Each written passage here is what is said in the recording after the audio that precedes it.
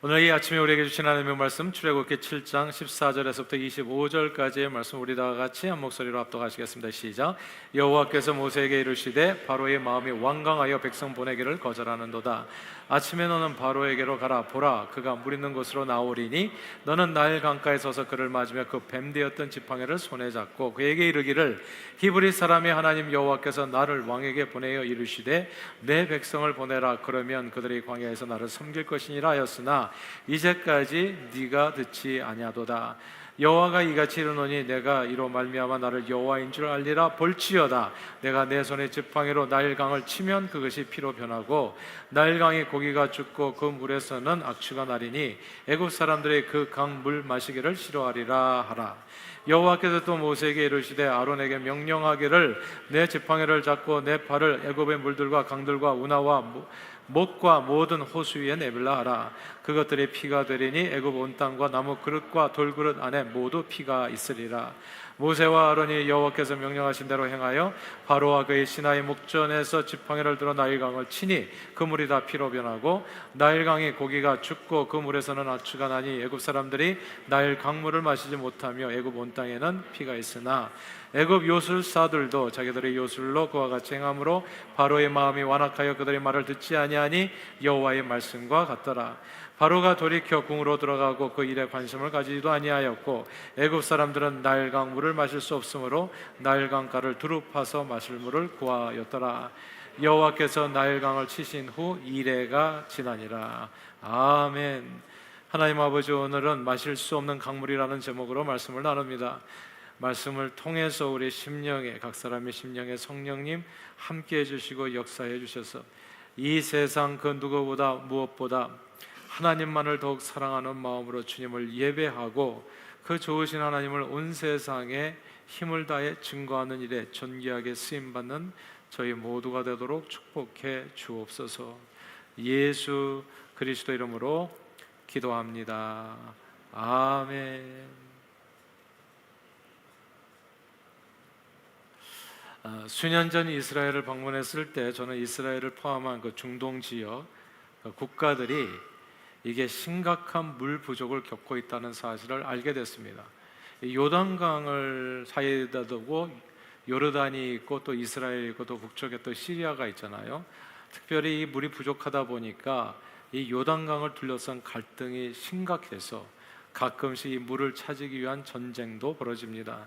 1960년대 시리아는 이제 이스라엘이 좀 괘씸하게 보일 때가 많았었잖아요. 같은 팔레스타인 이렇게 아랍권 사람들을 갑자기 핍박도 하고 여러 가지로 이제 굴러 들어온 돌이 박힌 돌을 빼내듯이 이제 이렇게 갈등이 많다 보니까 시리아가 그때만 해도 좀 국력이 강했었거든요.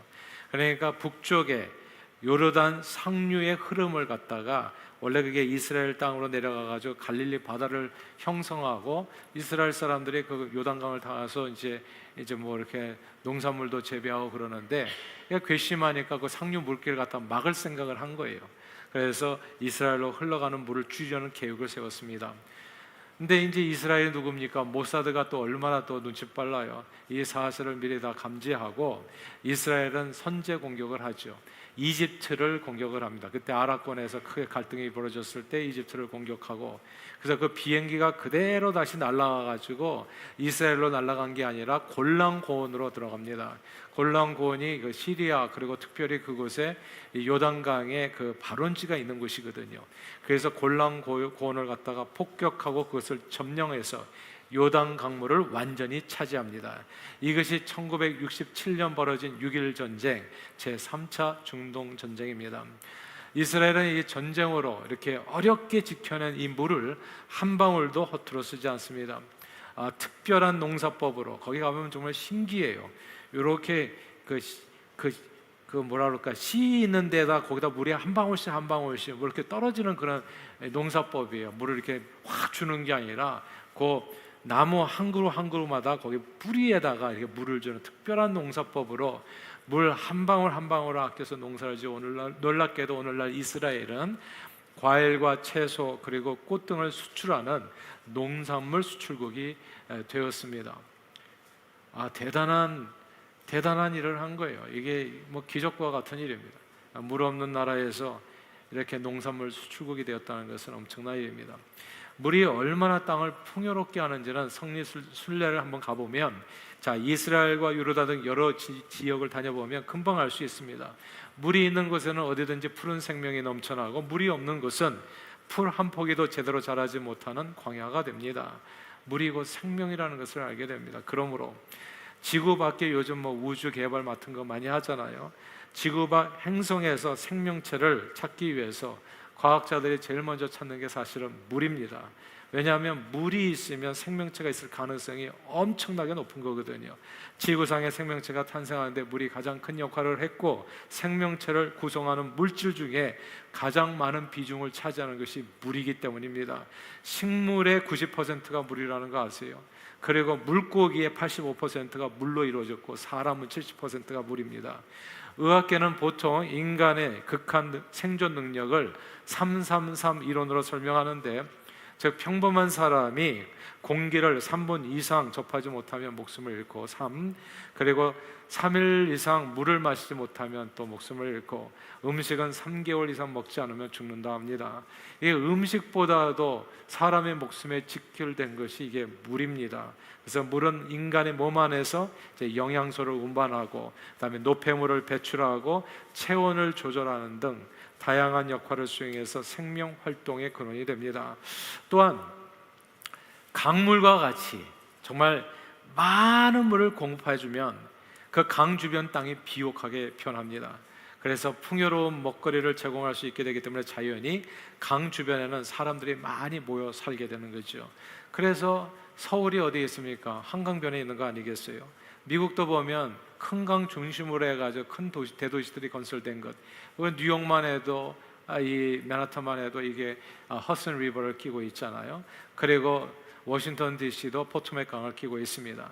또 강이나 바다를 따라서 배를 타고 다른 곳으로 이동도 자유로워서 인류 문명은 모두 큰 물, 정말 물이 많은 큰 강과 바다를 끼고 발달했습니다. 이런저런 이유로 인류 문명이 태동한 4대 발상지는 중국의 황하, 그렇죠, 황하 유역, 그리고 인더스 강이 있는 인도, 그리고 중동의 티그리스 유프라테스 강 유역, 그리고 이집트의 나일강 유역입니다.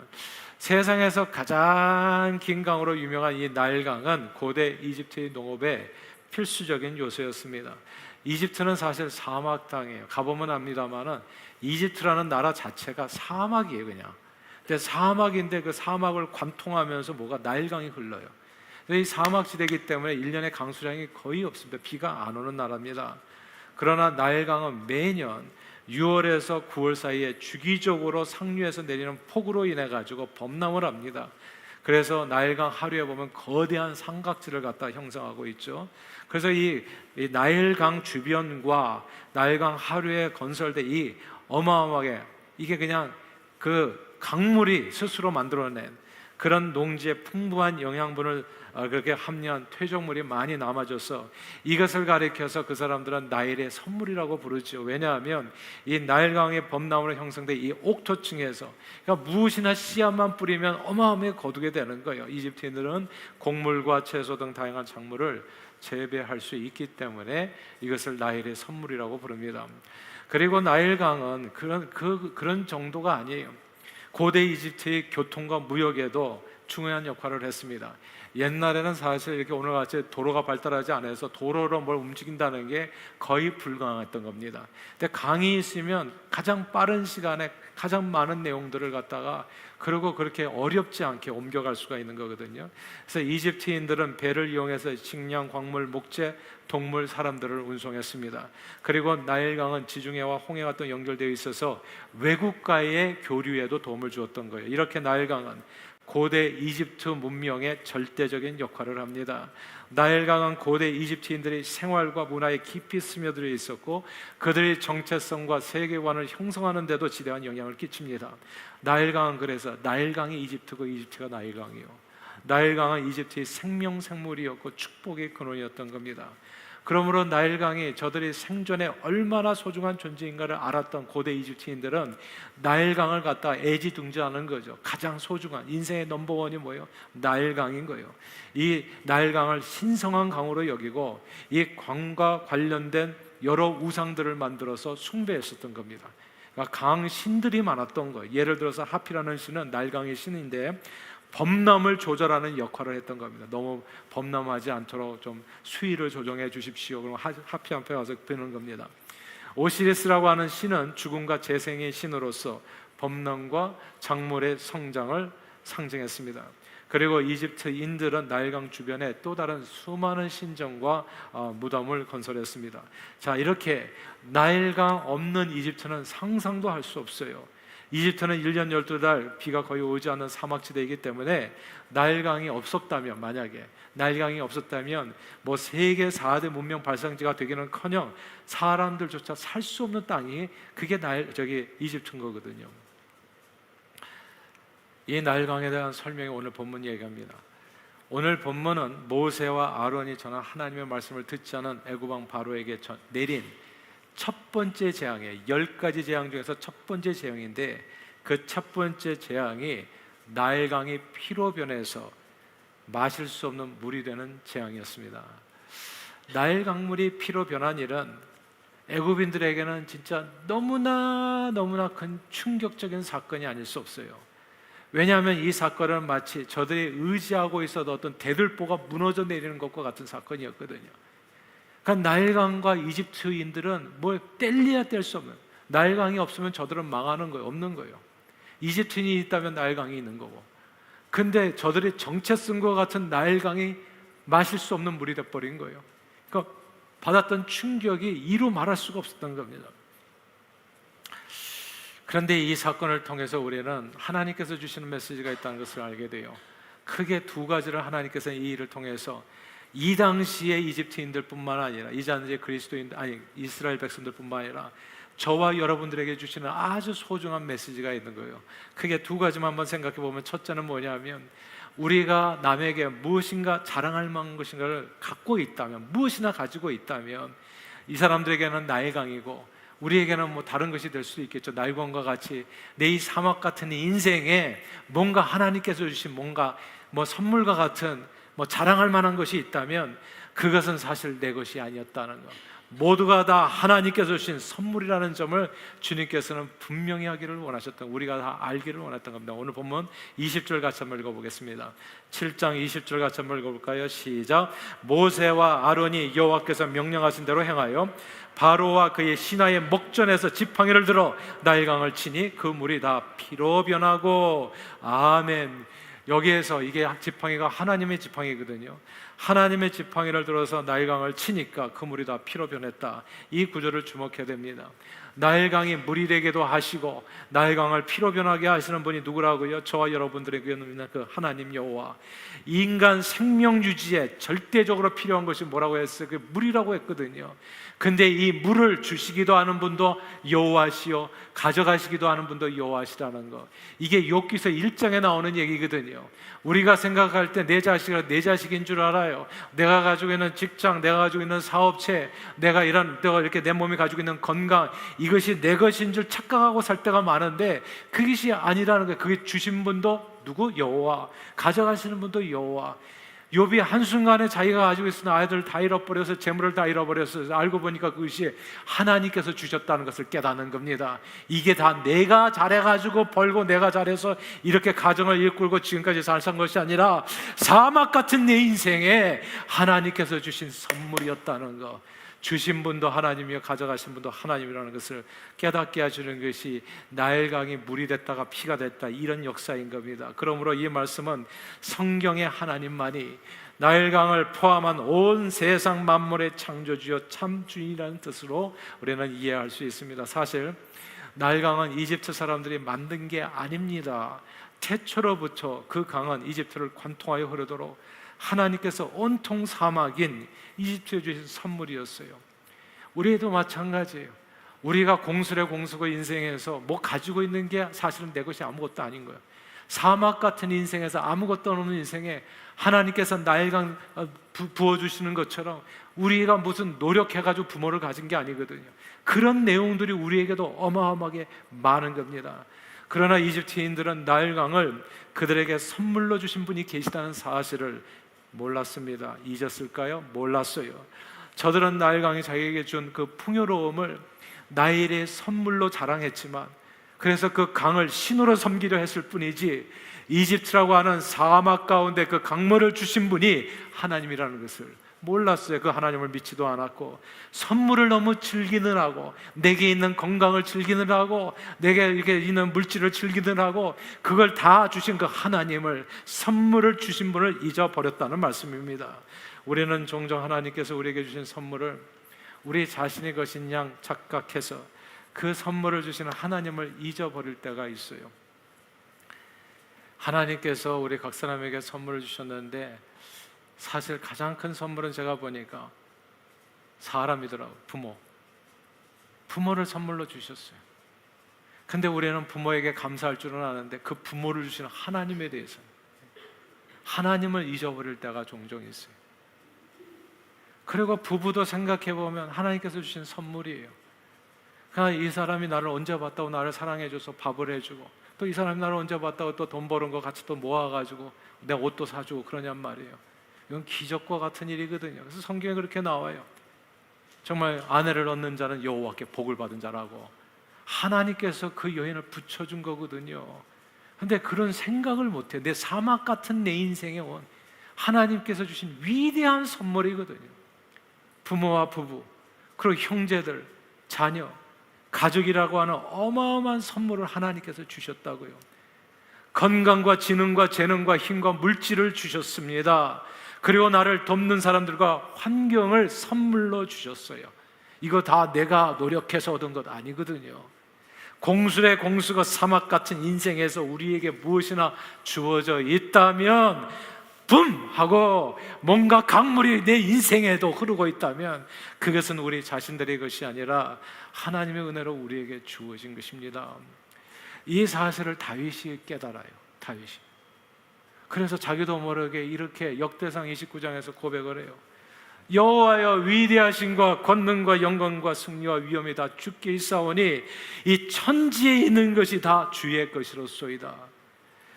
여호와여, 주권도 주께 속하였으니 주는 높으사 만물의 머리가 되심이니이다. 부와 귀가 주께로 말미암고 또 주는 만물의 주제가 되사 손에 권세와 능력이 있사오니 모든 사람을 크게 하심과 강하게 하심이 다 주의 손에 있나이다. 이게 다윗의 고백이에요. 사랑하는 여러분, 인생들에게 주어진 모든 것은 알고 보면 다 하나님께서 은혜로 주신 선물들인 겁니다. 그게 애굽 사람이 잘해서 나일강이 있었겠어요. 거기 그냥 태어나 보니까 거기 있는 거예요. 아니면 거기를 쫓아서 왔든지. 그 사막 같은 땅에서 강물이 흐르는 거예요. 그리고 강물 주변에서 진짜 오곡백과가 자라나고, 그리고 삼각주에 어마어마한 그 옥토층이 형성되면서 심은 대로 거두는 거예요. 사랑하는 여러분, 다시 반복할게요. 인생들에게 주어진 모든 것은, 다 사막 같은 내 인생에 주어진 모든 것은 하나님께서 은혜로 주신 선물들입니다. 그러므로 우리 자신에게 무엇이나 믿고 의지하고 자랑할 만한 것이 있거든. 뭐 남보다 좀 똑똑하신 분이 계실까요? 여러분 가운데 남보다 좀 외모가 괜찮으신 분이 계실까요? 키가 크신 분이 계실까요? 무엇이나 자랑할 만한, 믿고 의지할 만한 것이 있다면 하나님의 선물이라는 사실을 잊지 마시기를 바라요. 그 모든 것은 하나님 앞에 감사로 영광을 돌려야 하는 내용이라는 것. 그러므로 늘 주어진 모든 것에 대해 하나님께 감사로, 언제나 범사의 감사, 제가 그걸 깨닫게 된 거예요. 그래서 이게 진짜 범사의 감사구나. 내가 원래 가지고 있었던 게 그냥 알몸으로 왔으니, 이게 욥의 고백이거든요. 내가 알몸으로 왔으니 알몸으로 돌아갈지라. 주신 분도 여호와시오, 가져가신 분도 여호와시니 여호와의 이름에 찬양을 받을지. 이게 욥기서 1장에 나오는 얘기거든요. 내가 아무것도 가지는 것이 없던 나에게 하나님께서 베풀어 주신 진짜 깨알 같은 축복들에서 뭔가 아직도 주어지지 않은 것에 원망과 불평을 하는 대신에 입을 닫고, 알고 보면 진짜 만입이 있으면 이 입 닫아가지고 하나님 앞에 찬양하고 감사할 것밖에 없다는 것. 그게 오늘 본문을 통해서 저와 여러분들에게 주시는 하나님의 음성인 거예요. 범사의 감사로 영광 돌리는 저와 여러분들이 다 되시기를 주 이름으로 축원합니다. 첫 번째 사실, 주어진 모든 것에 대해서, 하나님의 은혜로 주어진 모든 일에 대해서 감사로 하나님을 영화롭게 하라. 두 번째, 우리는 오늘 본문을 통해서 하나님보다도 그러나 하나님께서 주신 선물을, 세상을 더 사랑하면 하나님의 말씀을 따를 수 없다는 사실을 또 깨닫게 됩니다. 22절입니다. 7장 22절 같이 한번 읽어볼까요? 같이 읽겠습니다. 시작. 애굽 요술사들도 자기들의 요술로 그와 같이 행함으로 바로의 마음이 완악하여 그들이 말을 듣지 아니하니 여호와의 말씀과 같더라. 아멘, 아멘. 여기서 바로의 마음이 완악하여 그들의 말을 듣지 않았다, 이 구절을 주목해야 합니다. 애굽 왕 바로가요, 모세가 전한 하나님의 말씀을 듣지 않은 이유는 그가 사실 하나님보다도 더 믿고 의지하는, 그런 믿는 구석이라고 하잖아요. 그런 존재가 있었기 때문입니다. 바로가 믿는 구석은 나일강이었어요. 애굽 왕 바로는 나일강은 자기 곁에 영원히 있을 것으로 생각했고 나일강을 의지해서 하나님의 말씀을 굳이 따를 필요가 없어요. 우리가요, 삶이 모든 게 만족스럽잖아요. 그럼 이 자리에 왜 나와 있을지, 앉아 있을 때마다 자꾸 회의가 들 거예요. 나는 여기 왜 앉아 있나? 이런 얘기를 내가 왜 듣고 있나? 나는 왜 일어나라고 하는데 일어나서 찬양을 해야 되나? 알 수가 없는 거예요. 내 삶이 완전히 만족하고 아무런 부족함이 없으며, 바로가 그런 상태였다는 거예요. 나일강으로 그냥 충만했어요. 부족함이 없었어요. 그러니까 여호와를, 그 얘기를 들을 이유는 하나도 없는 거예요. 애굽 왕 바로와 애굽인들은 다 필요 없어요. 그저 나일강 하나만 있으면 되는 줄 알았어. 나일강만 있으면 죽을 때까지 아무 부족함 없이 풍요를 누리며 살 줄 알았습니다. 온 세상에 물이 없어 다 굶어 죽는다고 할지라도 저들은 살 자신이 있었거든요. 자신에게는 나일강이 있는 거예요. 또 요술사들도 있고, 저들은 나일강이라는 이 환경이 자기를 살리는 줄 알았습니다. 애굽인들은 하나님보다도 더 나일강을 믿고 의지하고 나일강을 더 사랑했습니다. 나일강을 너무나 의지하고 사랑한 나머지 저들은 그 나일강과 관련된 신들을 새긴 우상을 만들어 그 앞에 절하고 그 신들을 섬겼습니다. 내가 의지하는 것은요, 내가 믿는 것은 반드시 신이 됩니다. 여러분, 반드시 우상이 돼요. 내가 하나님보다도 돈을 더 사랑하잖아요. 그걸 만몬신이라고 하는 겁니다. 그 돈신이에요. 그래서 주님 앞에 나와서 예배 드리는 것보다도 내가 이렇게 더 움직이면 돈을 더 버는데 돈신을 쫓아서 살아가게 돼. 그럼 반드시 하나님보다도 더 사랑하는 존재는 신이 되어집니다. 하나님보다도 자식을 더 사랑하잖아요. 자식이 반드시 우상이 됩니다. 여러분, 이런 내용을 꼭 기억하셔야 돼요. 나일강을 하나님보다 더 사랑하는 것은 선물을 주신 이보다도 선물을 더 사랑한 것과 같아요. 이것을 만약에 내 아내나 남편이나 부모나 형제가 나에다 선물을 줬는데 어떤 사람들은 이거를 그 선물 준 사람보다 더 사랑하는 사람들이 있어요. 이제 이거는 뭐가 좀 이상한 거죠.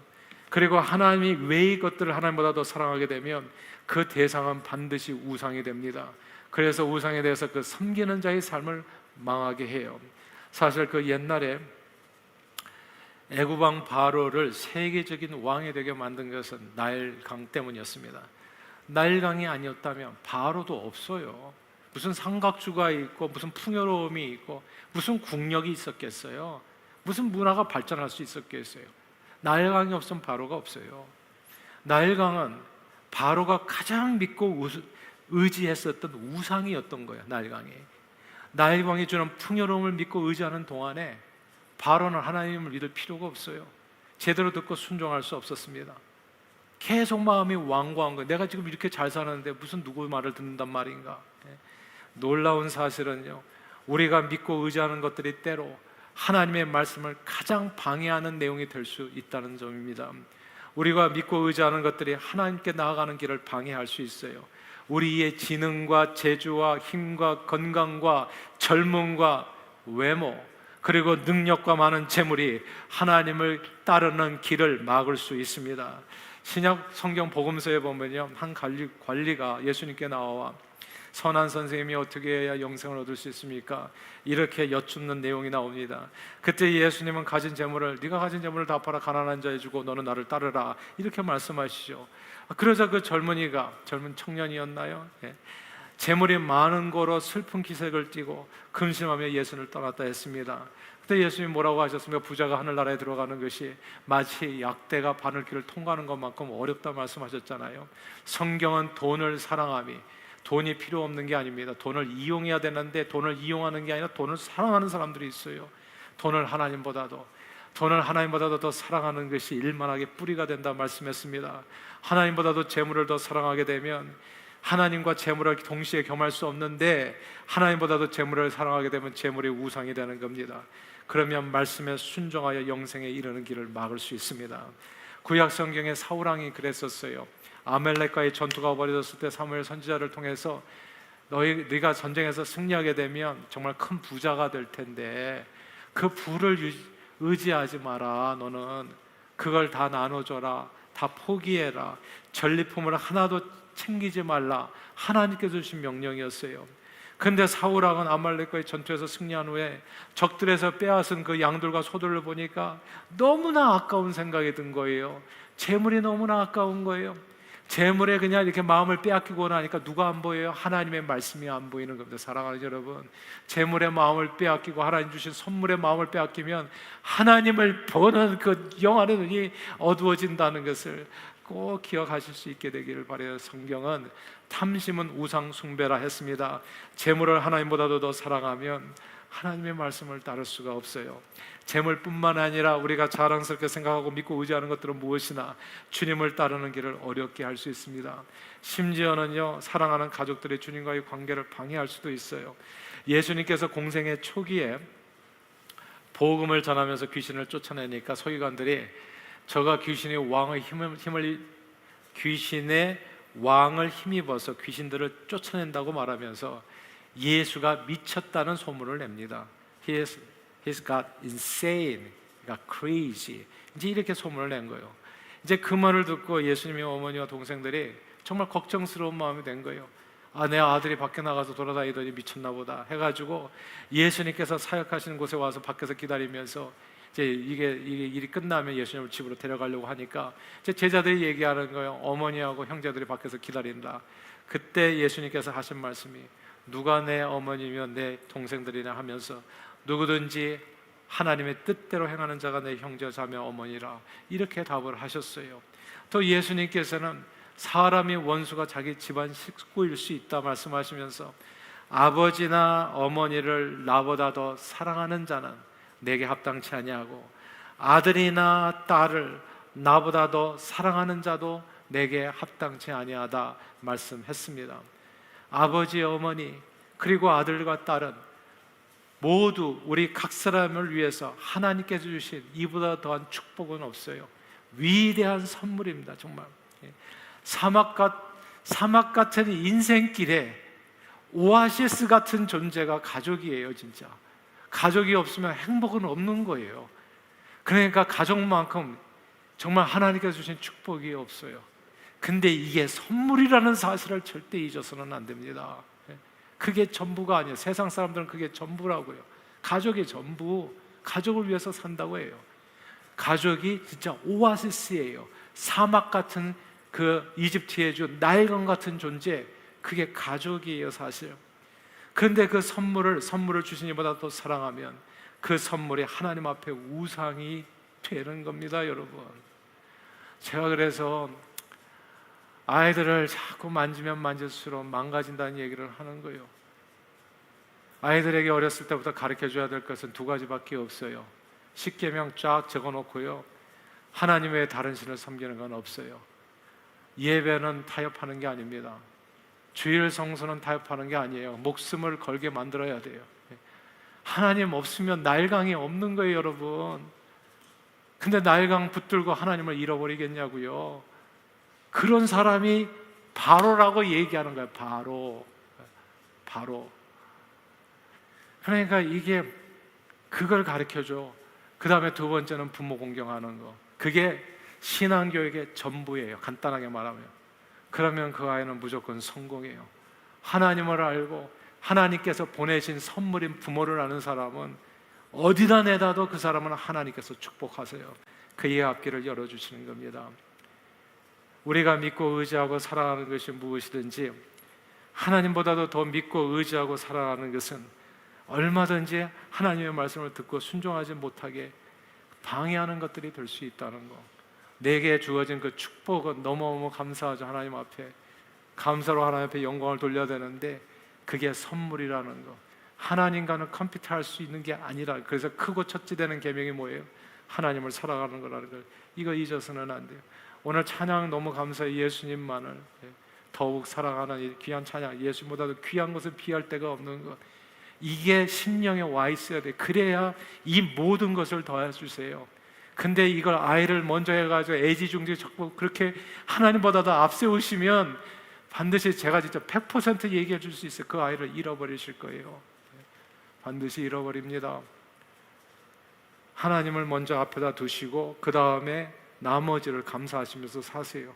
그러면 다 찾고 진짜 효도하는 자식 돼서 평생 그 아이로 인해서 행복하게 사시게 될 겁니다. 사랑하는 여러분, 지구 밖 행성에서 생명체를 찾기 위해서 과학자들은 늘 행성에 물이 있는지를 먼저 따진다고 하잖아요.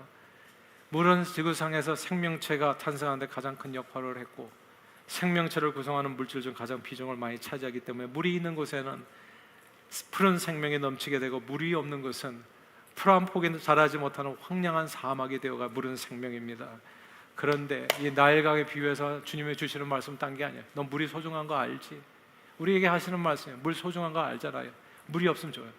근데 그 물보다 소중한 게 여호와 하나님이라 얘기하는 거예요. 나일강보다 소중한 게 나다. 그 물을 우리에게 선물로 주신, 물은 생명인데 생명보다 소중하신 분이 그 생명을 주신 하나님이라. 그래서 그 하나님을 마음과 정성과 사랑하기를 주님은 원하시는 거예요. 이 세상 그 무엇보다 그 누구보다 하나님을 더 사랑하기를 주님은 원하세요. 왜냐하면 주를 사랑하는 것이 우리에게 진정한 힘과 능력과 구원과 그리고 생명이 되기 때문입니다. 이게요, 자연스럽게 주님을 이 세상 그 누구보다 무엇보다 사랑하는 게, 이게 알고 보면 예배라는 것을 알게 돼요. 이게 예배입니다, 여러분. 예배는 어떻게 드리는 거예요? 예배는 왜 주일날 교회에 오시는 줄 아세요? 주일날 오는, 이 7일날 오는 것은 딴 게 아니에요. 주님이 나의 최고입니다. 주님이 나 생명입니다. 나의 전부입니다. 그게 고백하는 게 그게 예배라고요. 그래서 제가 주일 성수는 진짜 목숨을 걸라고 자꾸 얘기하는 게 딴 게 아니에요. 그게 하나님을 제일 앞장 세우는 거예요. 주님 외에 다른 신은 내게 없습니다. 어떤 우상도 없습니다, 하나님. 그게 프라이어티 넘버 1. 신앙생활은 딴 거 하지 말라는 게 우선순위예요. 먼저 구하는 게 먼저 하나님 앞에 삶을 드리는 거라고요.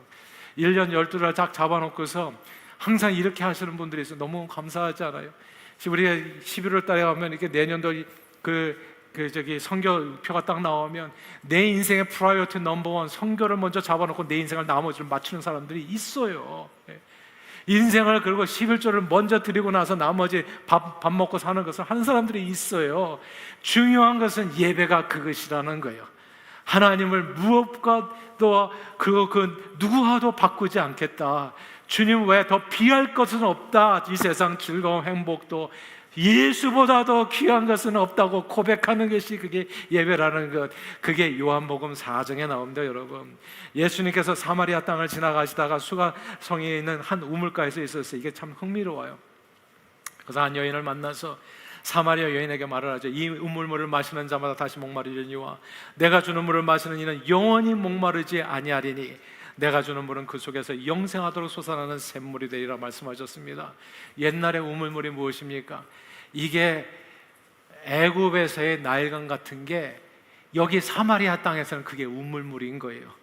물이 생명이거든요. 물을 마시지 않은 사람은 죽기 때문에 사람들은 다 우물 근처에서 살았어요. 나일강 근처에서 사람들이 살았던 이유는 그게 생명이기 때문에. 우물물은 사람들에게 생명이요 또 희망입니다. 그러나 예수님은 그 앞에서 얘기하는 거예요. 이 물보다도 더 소중하고 완전한 물이 있다고 설명해 주시는 거예요. 그 물이 바로 그 생명수는 것 예수 그리스도의 자기 자신을 설명하는 거예요. 이 물을 마시는 자마다 영생하도록 솟아나는 샘물이 되리라. 그리고서 계속해서 주신 교훈의 말씀이 뭡니까? 신령과 진정의 예배에 대한 설명이었어요. 그러므로 하나님이 찾으시는 신령과 진정으로 예배하는 자는 인간이 살아가는데 가장 필요한 물보다도 더한 갈급함으로 주를 찾는 사람이라는 뜻이에요. 그게 하나님이 찾으시는 신령과 진정으로 예배하는 자라는 뜻은 우물가에서 하신 말씀이에요. 이 물을 마시면 다시 목마르지만 내가 주는 물을 마시는 자는 목마르지 않는다. 갈급함으로 네가 이 물을 마셔야 살기 때문에 나왔는데 그 갈고 타는 목마름으로 예수를 찾으라, 그 뜻이에요. 하나님을. 그리고 그것이 예배라고. 이 세상 그 무엇보다도 주를 사랑하고 주의 얼굴을 구하는 간절한 심령이 바로 신령과 진정으로 예배하는 자의 모습이라는 거예요. 저는 저와 여러분들이 주일마다 이렇게 나오실 때 정말 주님께서 가르치시는 이 말씀의 그 내용으로 주님 앞에 나올 수 있기를 바라요. 찬양을 그렇게 드리고 말씀을 그렇게 받고 또 예물을 그렇게 드리고, 주님밖에 없습니다. 주님이 나의 생명이십니다. 나의 구원이십니다. 나의 축복의 근원이십니다. 주여, 내가 주님 앞에 왔사오니 나를 축복해 주시옵소서.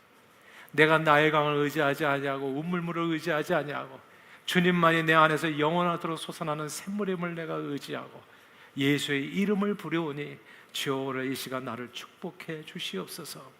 인간의 생존에 가장 필요한 것은 물입니다. 그래서 사람들은 때로 물전쟁을 치르기도 해요. 그러나 우리 하나님은 그 물보다도 더 소중한 분이십니다. 그 물보다도 더 우리에게 필요한 분이세요. 물을 떠난 물고기가 살 수 있을지도 몰라요. 물을 떠난 물고기도 물 밖에서도 살잖아요. 사는 물고기들이 있잖아요. 그러나 예수 떠난 인생은 사는 길이 없어요. 애굽 왕 바로와 그의 백성은 안타깝게도 나일 강물을, 운물물을 하나님보다도 더 의지했어요.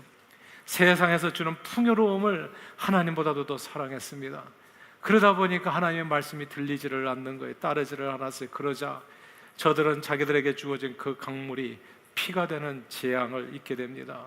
나일 강물이 절대로 마실 수 없는 강물이 되어버린 거예요. 사랑하는 여러분, 지능이나 재능이나 건강이나 물질이나 가족이나 아들이나 딸이나 부모나 형제나 그 무엇이나 친구나 친척이나 우리 각 사람에게 주어진 그 축복으로 하나님께 감사하고 오직 하나님만을 예배하고 그분을 영화롭게 하지 않는다면 어떤 일이 벌어져요? 그 축복을 모조리 다 잃어버릴 수 있다. 이 물이, 이 축복이 그냥 저주가 돼버린 거예요. 이게 동전 뒤집는 거하고 똑같아. 축복이었는데 이 물이 그냥 마실 수 없는 물이 돼버린 거예요. 그러나 하나님만을 무엇보다도 사랑하는 자는 하나님 축복 위에 축복을 더욱더 풍성히 누리며 영원한 생명을 얻게 됩니다. 이게 하루 이틀에 되는 건 아니에요. 그러나 인생은 진짜 방향이에요. 계속 주님의 말씀에 순종하면서 나가면 하나님께서 내 삶을 안어해 주세요. 살아 숨쉬는 모든 날이 주 안에서 행복한 삶이 되게 해주세요. 트럼프처럼 저렇게 살게는 안 한 줄 모르겠지만 그렇게 살 수도 있겠고, 그러나 그렇게 안 한다고 하더라도 제가 개런티 성경 말씀에서 말씀드릴 수 있는 것은 매 사는 모든 순간들이 주 안에서 행복한 나날이 될 겁니다. 그러므로 성경은 이 세상이나 세상에 있는 것들을 사랑하지 말라. 누구든지 세상을 사랑하면 아버지의 사랑이 그 안에 있지 아니하니 이는 세상에 있는 모든 것이 육신의 정욕과 안목의 정욕과 이생의 자랑이 다 아버지께로부터 온 것이 아니요 세상으로부터 온 것이라. 이 세상도 그 정욕도 다 pass away, 지나가되 오직 하나님의 뜻을 행하는 자는 영원히 거하느니라 말씀했습니다. 그러므로 늘 이 세상 그 무엇이나 그 누구보다 하나님을 더욱 사랑하는 신령과 진정의 예배로 주님을 영화롭게 하는 저와 여러분들이 다 되시기를 바랍니다. 놀라운 그 구원의 축복을 그렇게 예배자로서 범사에 풍성히 누리며 온 세상의 참 주인이시며 축복의 근원이신 우리 삼위일체 하나님을 온 땅에 전하는 데 존귀하게 쓰임받는 저와 여러분들이 다 되시기를 주 이름으로 축원합니다. 기도합니다. 하나님 아버지, 하나님보다도 세상을 더 사랑하여 말씀에 순종하지 않는 자에게 주어진 모든 하나님께서 주신 축복은 언제든지 마실 수 없는 물이 된다는 사실을 마음에 새겨 늘 이 세상 그 무엇보다 그 누구보다 하나님만을 더욱 사랑하는 신령과 진정의 예배자들이 되도록 하나님 우리를 불쌍히 여겨주시고 축복해 주시옵소서. 예수 그리스도 이름으로 기도합니다. 아멘.